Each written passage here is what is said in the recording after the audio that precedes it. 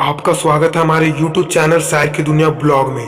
तो आज हम एक नई इंटरेस्टिंग कहानी लेके आ चुके हैं, पिशाचनी। तो चलिए शुरू करते हैं आज की हिंदी हॉरर स्टोरी। मैं अजय, मैं एक रिपोर्टर हूँ। न्यूज़ चैनलों में मेरा ही रिपोर्ट आता है।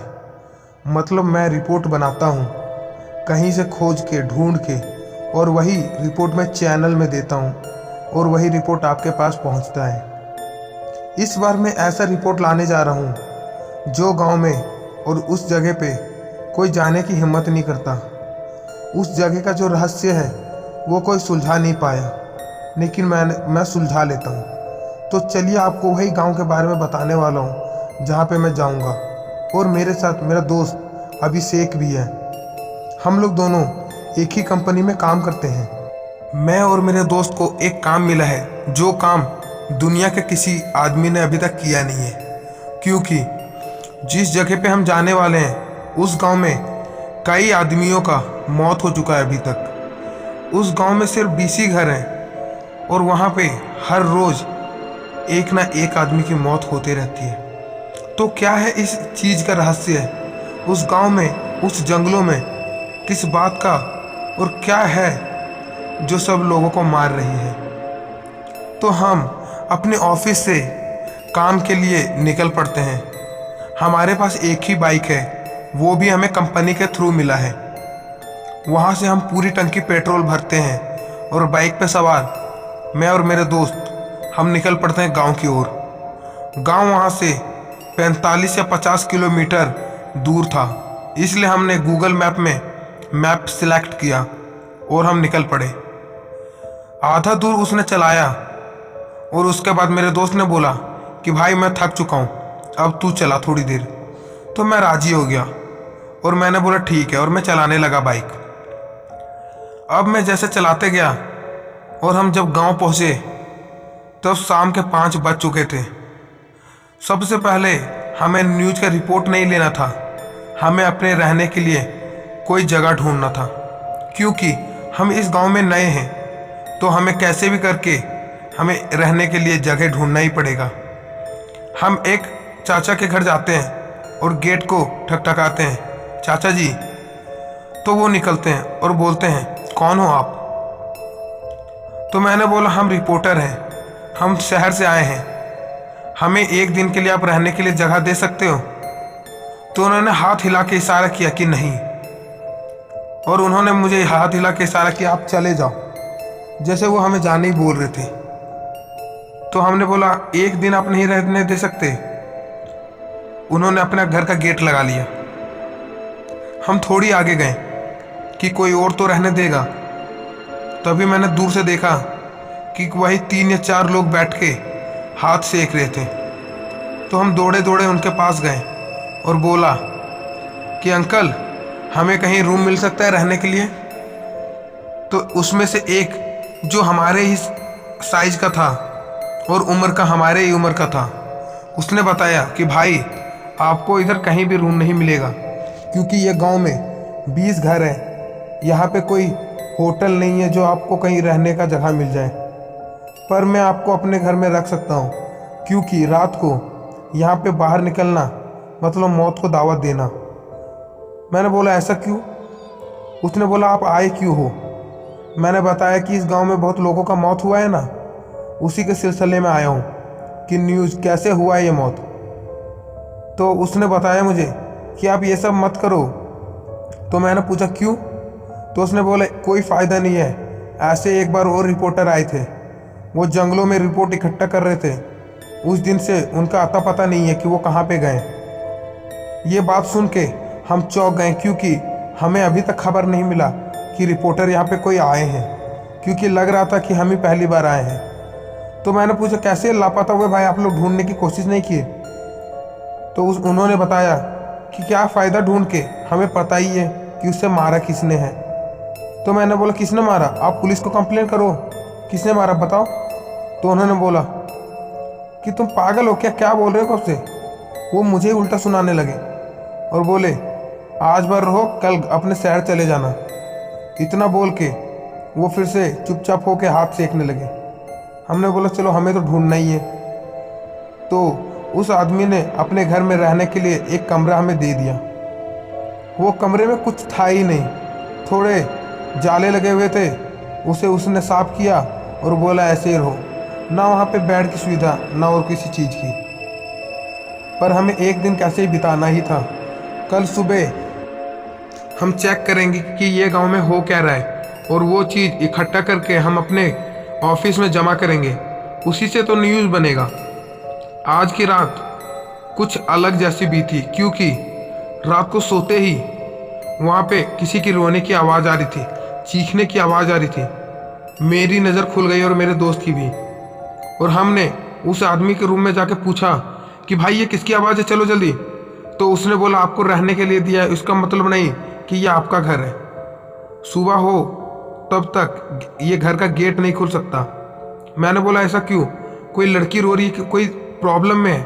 तो उसने बोला ये रोज़ का काम है, हम यहाँ पे कई सालों से रह रहे हैं, हर दिन रोने की आवाज़ आती है। मैंने बोला ये ऐसा कैसे हो सकता है, ये है कौन, आपने पता नहीं किया?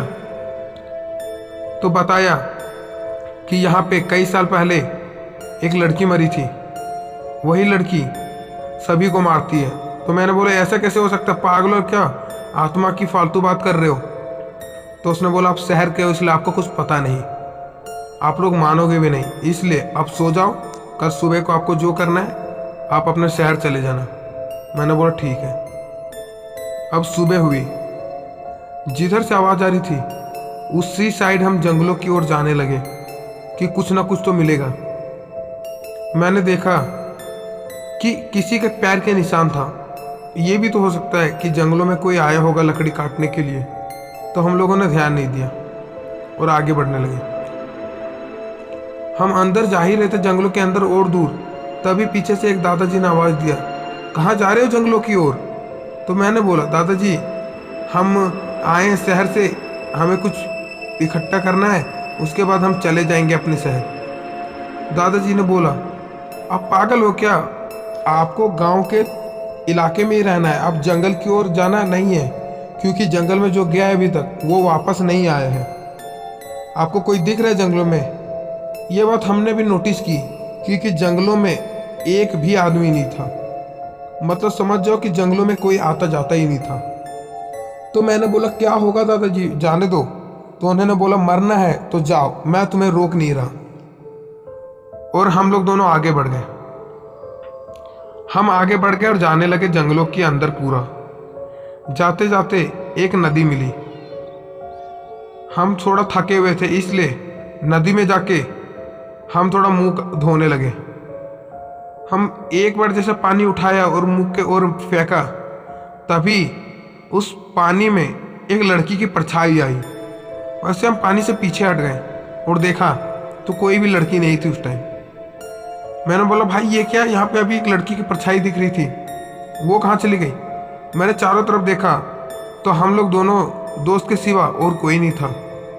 ये कैसे हो सकता है, यही इतना ही सोच ही रहा था, तभी दूर में एक लड़की खड़ी हुई थी। मेरे दोस्त ने मुझे इशारा किया भाई वो देख। जब मैंने देखा तो वो लड़की का मुंह ढका हुआ था और वहां पे खड़ी हुई थी। मेरा दोस्त थोड़ा आगे धीरे धीरे बढ़ते जा रहा है। मैंने बोला भाई मत जा, पर वो मेरी बात को मानने के लिए राजी नहीं था। मैं उसके पीछे पीछे जा रहा हूँ और वो उस लड़की के करीब पहुंच गया। उसने बोला आप कौन हो? लड़की ने कोई भी जवाब नहीं दिया। फिर उसने बोला आप कौन हो? तो लड़की कहती है मेरे घर में आग लग गई है, क्या आप थोड़ा सा मदद कर सकते हो? तो मेरा दोस्त बोला कहाँ पे है, चलिए मैं आपकी मदद करता हूँ। मैंने उसको समझाने की कोशिश की कि भाई पागलों के जैसा मत कर, ये एक जंगल में किसका घर हो सकता है? वो लड़की ज़बरदस्ती करने लगी मेरे दोस्त को, चलिए प्लीज़ मदद कर दीजिए। और मेरा दोस्त भी पागल उसके पीछे चला गया। मुझे भी बोल रहा आजा भाई आजा तू भी, पर मैं जाने के लिए राजी नहीं हुआ। मुझे कुछ ना कुछ गड़बड़ लग रहा था। मैं उसको बुला रहा हूँ पर वो आने के लिए राजी नहीं, वो दौड़ते जा रहा है आगे। अब मैं क्या करूँ, गांव की ओर दौड़ूँ कि अपने दोस्त को बचाने के लिए? मैंने अच्छा सोचा कि गांव की ओर ही जाता हूँ, गांव वालों को बुला के आऊँगा। मैं चला गया गांव की ओर। गांव वाले मुझे देख के चौंक रहे हैं, क्योंकि मैं जैसे बच के कैसे आ गया। वो पूछे, क्या हुआ, तुम इतने हाफ क्यों रहे हो? मैंने बताया, एक लड़की थी, वो मेरे दोस्त को ले जा रही है उधर, उसका घर जल गया है, प्लीज़ चलिए आप भी। मेरा दोस्त उसके साथ चला गया। वो सब तुरंत उठे और जंगल की ओर आने लगे। उन्होंने बताया कि मैंने मना किया था तुम्हें, पर जंगली की ओर क्यों गए तुम? वो कोई लड़की नहीं, वो एक पिशाचिनी है। पर हमें पता ही नहीं था पिशाचिनी होती क्या है। मैंने दौड़ते दौड़ते जा रहे थे वो सब जंगलों में। उसी टाइम मैंने पूछा, बता तो ये पिशाचिनी क्या होती है?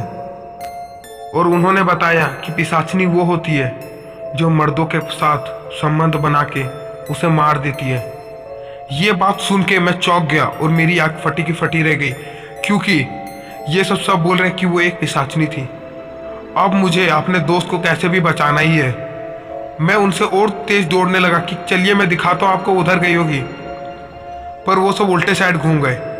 मैंने बोला, आप इधर क्यों जा रहे हो? वो उधर गई है। उन्होंने बोला, चुप रहो तुम, जितने भी लोग मरे हैं उसके बंगले में ही मरे हैं। मैंने बोला, बंगला? इस जंगल में किसका बंगला हो सकता है? वो दौड़ते ही दौड़ते बता रहे थे कि जो मरी थी वो लड़की, वो एक रानी थी। वही रानी सभी को भी मारती है। अपने पूरे जो खानदान थे उसके, सभी को उसी ने मारा था। जितने भी मर्दों के साथ वो संबंध करती है उसको वो छोड़ती नहीं, उसे मरना ही पड़ता है। उसकी सुंदरता पर सब मोह जाते हैं और वो उसके बाद सबको मार देती है। हम लोग बंगले के पास पहुंच चुके हैं और देखा तो बंगला पूरा खंडर था। अब मैं अपने दोस्त को आवाज दे रहा हूं, तभी बंगले से चीखने की आवाज आई। अब सब दरवाजे खोलने लगे, पर दरवाजा खुल नहीं रहा था। तभी पीछे एक पत्थर पड़ा हुआ था, पत्थर उठाया और दरवाजे के पास पटका, पर दरवाजा टूटा नहीं। अब थोड़ी देर बाद दरवाजा खुद ही खुद खुल गया। सब बंगले के अंदर गए और बोला, सब साथ में ही रहना, कोई अलग मत जाना। हम साथ ही साथ चढ़ते जा रहे ऊपर सीढ़ियों पर। एक आदमी के पैर का पूरे बंगले में गूंज रहा था उसका आवाज। मतलब बंगला पूरा सुनसान था। जाले मकड़े पूरे भरे हुए थे, धूल ही धूल। हम गए, सभी जगह चेक किया, पर मेरा दोस्त कहीं भी नहीं था। हमने हर जगह चेक कर लिया। अब लगता है ऐसे नहीं मिलेगा। मैंने बोला, सब एक एक करके अलग अलग जगह बट जाओ, पर कोई भी राजी नहीं था, क्योंकि सबको पता था कि यह पिशाचिनी अकेले देख के मार दिया करती है। तो मैंने बोला, मैं अकेले ढूंढता हूँ, तुम लोग सभी ढूंढो एक साथ। उन्होंने मुझे मना किया, पर मैं ढूंढने लगा। वो कहीं भी नहीं मिल रहा था। मैं बंगले से बाहर निकला और देखने लगा तो मेरा दोस्त उस बंगले के सबसे ऊपर में फांसी में लटका हुआ था। मैं देख के उसे रोने लगा। मेरे रोते हुए सुनकर सभी गांव वाले उस बंगले से निकले और बोला, क्या हुआ? तो मैंने अपनी उंगली उठा के उन्हें दिखाया कि वो मेरा दोस्त मरा पड़ा है। उन्होंने बोला कि मैं तुम्हें पहले ही बोल रहा था मत जाओ जंगलों में, पर तुम किसी की बात सुनने के लिए राजी ही नहीं थे। ये एक श्रापित गांव है, यहाँ पे जो आता है वो बचता नहीं। ये पिशाचिनी किसी को भी नहीं छोड़ेगी। हम खुद सोच रहे हैं ये गांव से निकल जाएं, पर हम ये गांव से निकल नहीं सकते, क्योंकि ये पिशाचिनी हमें निकलने नहीं देगी इस गांव से। पर तुम लोग क्यों आ गए मरने के लिए? ये बात सुन के अब मुझे अपने घर जाना ही पड़ेगा। मैंने तुरंत अपने ऑफिस में कॉल करना चाहा, पर वहाँ पे नेटवर्क भी नहीं था। मैंने अपना बाइक उठाया और निकलने लगा। मैं आधा जंगलों में पहुंचा ही था, तभी मेरी गाड़ी के टायर का हवा निकल गया। अब ना मैं गांव जा सकता हूं और ना शहर, क्योंकि मेरे गाड़ी में के टायर में हवा ही नहीं है। अब मैंने सोचा मुझे गांव जाने में ही फायदा है, क्योंकि गांव थोड़ा करीब पड़ेगा। और अब शाम भी होने लगी है। शाम के पहले मुझे गांव पहुंचना है। मैंने अपना बाइक वहीं पे छोड़ दिया और आगे दौड़ दौड़ के बढ़ने लगा।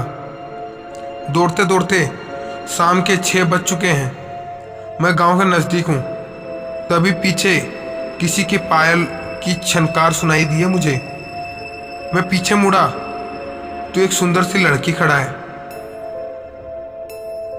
अब मैं सोच रहा हूँ कि ये कौन हो सकती है। मैंने एक बार आवाज़ लगाई कि आप कौन हो। उसने कुछ नहीं बोला। अब मैं समझ गया कि ये वही पिशाचनी है जिसने मेरे दोस्त को मारा है। अब मैं आगे दौड़ने लगा। अब मुझे गांव की ओर कैसे भी पहुंचना पड़ेगा, वरना ये पिशाचनी मुझे भी मार देगी। मैं गांव की ओर पूरी अपनी हिम्मत लगा के मैं भागने लगा। भागते भागते मैं जैसे एक कदम रखता था वैसे पायल की छनकार आती थी। फिर मैं अपना दूसरा कदम रखता था, फिर पायल की छनकार आती थी। मैं जितना दौड़ रहा था, लग रहा था कि मैं सबसे धीरे दौड़ रहा हूँ। दौड़ते दौड़ते मैं गांव के नज़दीक आ गया। तभी मैंने देखा पीछे मुड़ के तो वो पिशाचनी फिर वहीं पे खड़ा थी। मैं पूरे गांव के अंदर आ गया और मैंने बताया कि मेरा एक लड़की पीछा कर रही थी। तो गांव वालों ने बताया ये पिशाचनी तुम्हें भी नहीं छोड़ेगी, तुम भी मरोगे अपने दोस्त के जैसा। तो मैंने बोला मैं क्या करूं इससे बचने के लिए। तो उन्होंने बताया तुम सुबह के 5 बजे निकल जाओ, तब भी हो सकता है कि तुम ना बच पाओ, क्योंकि वो रात और सुबह नहीं देखती। वो लोगों को फंसाने में कभी भी फंसा सकती है। तो मैंने बताया कि मैं क्या किया जाए, आप मुझे छोड़ दो शहर तक। तो उन्होंने बताया ठीक है, हम 2 लोग आएंगे तुम्हें छोड़ने के लिए। सुबह हुआ और मैं निकल पड़ा। मेरे साथ गांव के 2 लोग थे। हम तीनों साथ चलते जा रहे थे। तभी पीछे से फिर से पायल की छनकार आई। जब हम तीनों पीछे मुड़े तब पीछे कोई नहीं था, और जैसे हम आगे मुड़े तो वो औरत फिर से आगे खड़ी थी। जो गांव वाले 2 थे वहां पे, उसमें से एक डर के भागने लगा गांव की ओर। वो कुछ कदम पीछे भागा ही था, पिशाचनी ने उसे खींच के पता नहीं कहाँ ले गई। अब हमें गांव की ओर दौड़ के पहुंचना पड़ेगा, क्योंकि हम गांव से हल्का सा ही दूर आए हैं और एक आदमी की मौत हो चुकी है। मतलब हम बीच तक जब तक पहुंचेंगे जंगलों के बीच में, तब तक तो लगता है हम मर जा चुके होंगे। इसलिए हमें गांव की ओर भागना ही पड़ेगा।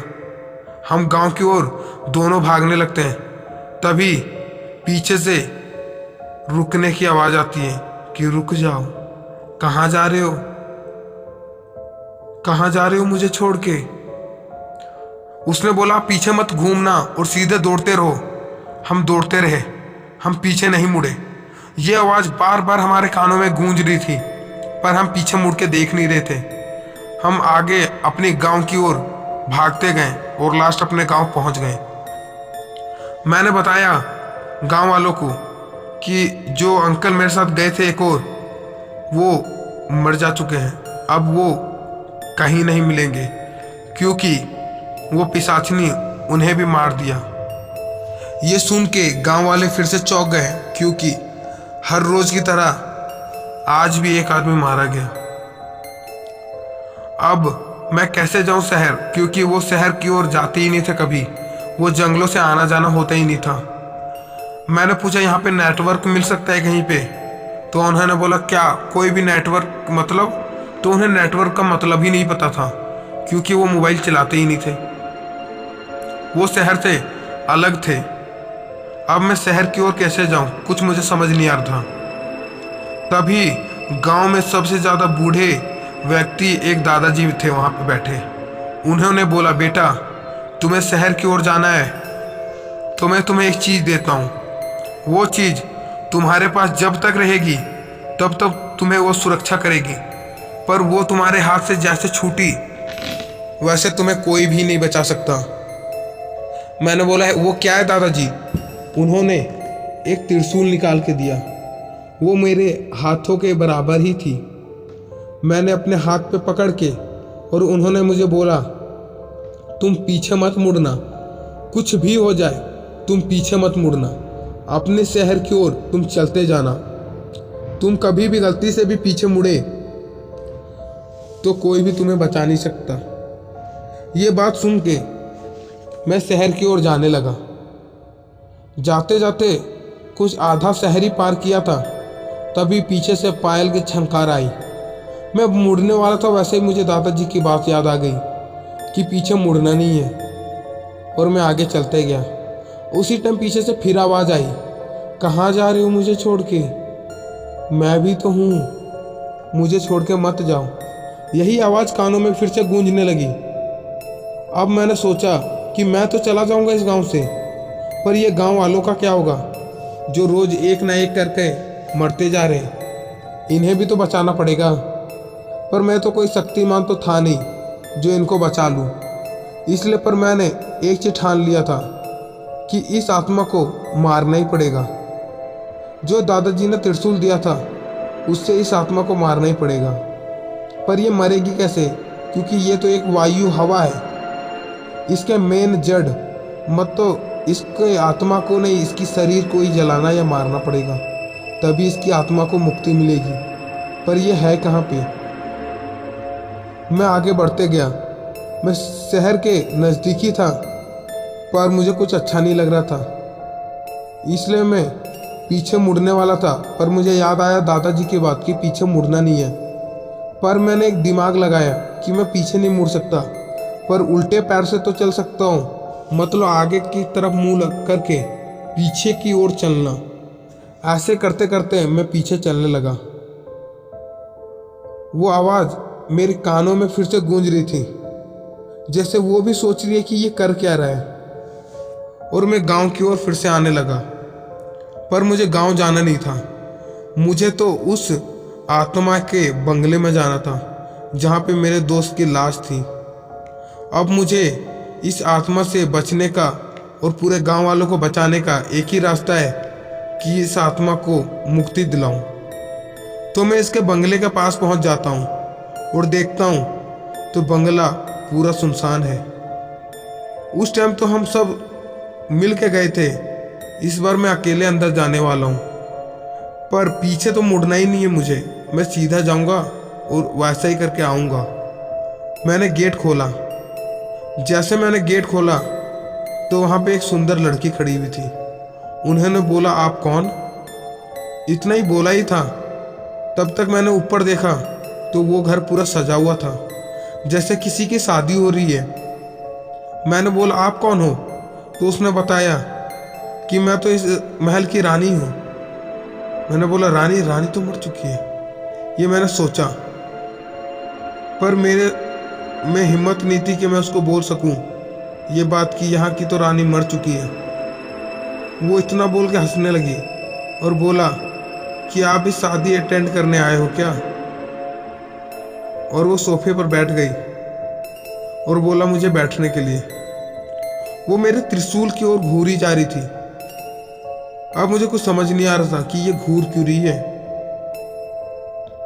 मैंने सोचा ये वही हो सकती है, पिशाचनी। मैंने त्रिशूल उठाया और उसकी ओर फेंका, पर मैं गलत था, क्योंकि बाबा ने बोला था त्रिशूल अपने हाथ से हटाना मत, और मैंने त्रिशूल हटा दिया।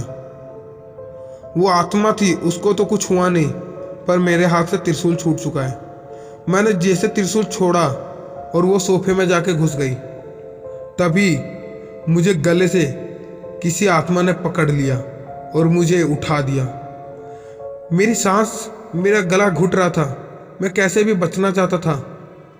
मैंने उसका हाथ छुड़ाया और नीचे गिर गया। मैं उस त्रिशूल की ओर जा ही रहा था, तब तक किसी ने मेरा पैर पकड़ लिया और मुझे नीचे गिरा दिया। मुझे जैसे उस बंगले से कोई निकाल रहा था। मैं गेट की ओर, मुझे कोई घसीट रहा था और मैंने गेट पकड़ लिया। तभी मेरा पैर किसी ने छोड़ दिया। मुझे पता नहीं था ये कौन है, पर यह तो जरूर था कि जो भी हो रहा है उसी लड़की जिसे गांव वालों पिशाचनी कहते हैं वही कर रही है। अब मैं त्रिशूल की ओर भागने लगा और नसीब था कि मैंने त्रिशूल पकड़ लिया। जैसे मैंने त्रिशूल पकड़ा वैसे ही पूरे बंगले में रोने और चीखने की आवाज़ गूंजने लगी। अब मैं थोड़ा सेफ फील कर रहा हूँ। अब मुझे हर कमरे में ढूंढना पड़ेगा कि वो लड़की की लाश कहाँ पे है। मैं हर कमरे में ढूंढा। मैंने पहले कमरे में गया और चेक किया तो देखा कि जाले ही जाले, टूटे फूटे सामान और कोई पुराने सिक्के पड़े हुए थे। दूसरे रूम में गया तो सेम टू सेम वैसा ही। मैं तीसरे रूम में गया तो वैसा ही। करते करते मैंने पूरे बंगले को चेक कर लिया। हर रूम में जैसा एक रूम में पड़ा हुआ था वैसे सभी रूम में पड़े हुए थे कुछ सिक्के और कुछ टूटे फूटे सामान, और हर घर में, हर पूरे बंगले में जाले ही जाले। अब जब मैं नीचे उतरा सीढ़ियों से तो मैंने सोचा ऐसे कैसे हो सकता है कि हर रूम में जाले ही जाले सभी में, और ये सेम टू सेम टूटे फूटे सामान और सिक्के। मैं इतना सोच ही रहा था तभी मुझे कुछ याद आया, क्योंकि मैंने जितने भी रूम में सब में सेम टू सेम देखा, पर एक रूम कुछ अलग था जिसमें एक शीशा था। किसी भी रूम में कोई भी शीशे नहीं थे, पर वो रूम में कैसा शीशा। मैं तुरंत उस रूम के अंदर दौड़ने लगा और देखा तो उस रूम में अभी ताला लगा हुआ है। मैंने बोला ऐसा कैसे हो सकता है, अभी तो खुला हुआ था। मैंने उसी जो मेरे हाथ में पूजा का सामान था, त्रिशूल, उसी त्रिशूल से मैंने उस ताले को तोड़ दिया और अंदर जाके देखा तो वो आईना, वहीं पे शीशा लगा हुआ था। मैं उस शीशे के नज़दीक गया और देखने लगा ये क्या है। तभी उस शीशे से किसी की परछाई दिखी। मैं पीछे मुड़ा तो कोई नहीं था, पर शीशे में देख रहा हूँ तो कोई लड़की खड़ी है और जिसका मुंह घूंघट से ढका हुआ है। मैंने त्रिशूल से उस शीशे में वार किया, तभी पूरे बंगले से चीखने और गुर्राने की आवाज़ आने लगी। ये बात सुन के मैं समझ गया कि जो भी आत्मा है वो इसी शीशे के दरवाजे में बंद है। मैं उस दरवाजे को खोलने लगा पर वो खुल नहीं रहा था। मैंने सोचा इसे जला देते हैं इसी की तरह, पर मेरे पास जलाने के लिए कोई वस्तु नहीं थी। इसलिए मैं उस महल का किचन ढूंढने लगा। ढूंढते ढूंढते किचन मिल चुकी है। पुराने ज़माने का माचिस पड़ा हुआ था, मैच बॉक्स मैंने उठाया और आ गया। अब उस रूम में मैं जलाने लगा। मैच बॉक्स जला रहा हूँ, पर किसी भी पेट्रोल या डीजल के बिना जल ही नहीं सकता। इसलिए मैंने कार्डबोर्ड उठाया और कुछ रुई के कपड़े, और मैं लकड़ी के नीचे उसे जलाने लगा। मैं माचिस को जला नहीं पा रहा था क्योंकि मेरे एक हाथ में त्रिशूल था। इसलिए मैंने त्रिशूल को अपने गले से नीचे में दबा के और मैं माचिस को जलाने लगा। तभी पीछे से आवाज़ आई और मैं पीछे मुड़ा तो त्रिशूल मेरे हाथ से नीचे गिर गया। जैसे गिरा वैसे मुझे किसी ने धक्का मार दिया। अच्छा हुआ कि त्रिशूल मेरे साथ सिरक के मेरे पास आ गया और मैंने फिर से त्रिशूल को पकड़ लिया। अब मैं इतना समझ चुका हूँ कि त्रिशूल मेरे से हटेगा मतलब मैं मरूंगा।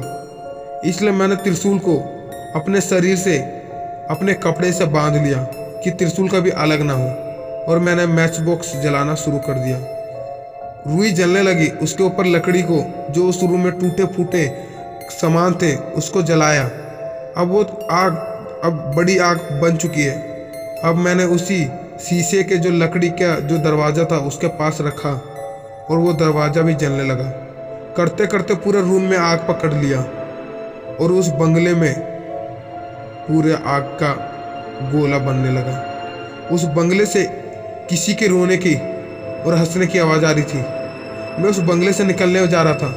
निकलते निकलते मैं अब बंगले से बाहर निकल चुका हूँ। पूरे बंगले में अब आग फैलने लगी और करते करते पूरा बंगले में आग फैल चुकी है। अब रोने की आवाज़ और तेज हो चुकी है और मैं बंगले से बाहर मेन गेट के पास खड़े हूँ, थोड़ा पीछे होके। तभी उसी मेन गेट के पास एक लड़की खड़ी है। मैंने उसके पास गया और मैं बोला, आप कौन हो? उसने बताया, मैं रानी हूँ यहाँ की। इतना बोल के ही वो रानी चीखने और चिल्लाने लगी और चिल्लाते चिल्लाते वो एक ब्लास्ट होके एक हवा में मिलके उड़ गई। मैं समझ गया कि कहीं इसी बंगले में उस रानी का लाश था जो अब जल चुका है। मतलब ये गांव श्राप से मुक्त हो चुका है। पिशाचनी अब इस गांव में जिंदगी में कभी अब नहीं आने वाली। अब मैं अपने गांव के लिए रवाना हो चुका हूँ। जाने लगा और मैं अपने शहर पहुंच गया। अब मुझे न्यूज़ भी मिल चुकी है कि यहाँ पे क्या क्या हुआ था। मैंने सभी बताया। अब हमारा न्यूज़ भी अच्छा खासा चलने लगा और उस गांव वाले भी मुक्त हो गए उस पिशाचिनी के जादू से। तो यही थी आज की डरावनी हिंदी स्टोरी, पिशाचिनी। प्यार करो और मरो। तो चलिए, आपको अच्छा लगा होगा ये वीडियो तो हमारे चैनल शायर की दुनिया ब्लॉग को सब्सक्राइब कर लेना और वीडियो को लाइक कर लेना। मिलेंगे इसी के साथ एक नई डरावनी हिंदी हॉरर स्टोरी लेकर के। तब तक के लिए बाय बाय।